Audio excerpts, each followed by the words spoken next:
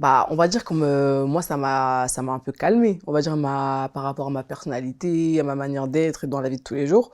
Je pense que si j'avais pas été connue, j'aurais été peut-être un peu plus faux-folle, un peu plus moins sage, on va dire. Et je pense que ça m'a un peu canalisé. Donc je pense que ça m'a fait plus de bien que de mal, tu vois. Mais tu t'es jamais demandé pourquoi toi plus qu'une autre? T'es pas la seule artiste à vendre des disques aujourd'hui, à squatter les charts, mais j'ai l'impression que c'était vraiment le nom d'Aya Nakamura qu'on voulait faire tomber de son piédestal.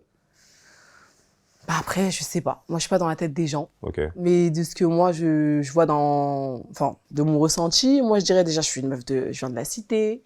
Je peux paraître arrogante parce que je suis sûre de moi, parce que je m'assume, tu vois. Je suis une Renoir. En plus, j'essaie pas de plaire, tu sais, aux gens. Du coup, ça peut en foutre le seum. Genre, tu dis pour qu'elle se prend, celle-là. Et en plus, elle chante. Et en plus, ça marche. Ah ouais, vas-y, je vais parler, tu vois. Là, dans toutes tes raisons, t'as glissé le fait d'être une femme noire. En quoi être une femme noire, c'est une source de complications en plus dans ta carrière? Bah, parce qu'il n'y a pas beaucoup de femmes noires qui sont, comment dire, regarde, juste pour un exemple tout bête, hein, même dans les téléréalités, il n'y a pas de noirs. Tu vois ce que je veux dire?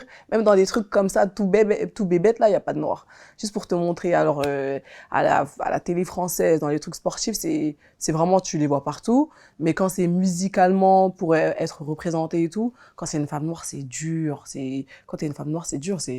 Déjà, même quand t'es petite, t'es exposé aux critiques, des fois, par les gens de ta cité, par les petits, etc. Tu grandis déjà un peu dans ça, un peu, tu sais, de, oh, t'es noir charbon, oh, toi, t'es ci, aujourd'hui, les gens, ils commencent à kiffer un peu les renois. Tu vois, ils commencent à rentrer dans le mood, à capter le truc. Même toi, t'as inversé la tendance un peu. Je sais pas si c'est moi, hein, j'ai pas dit ça.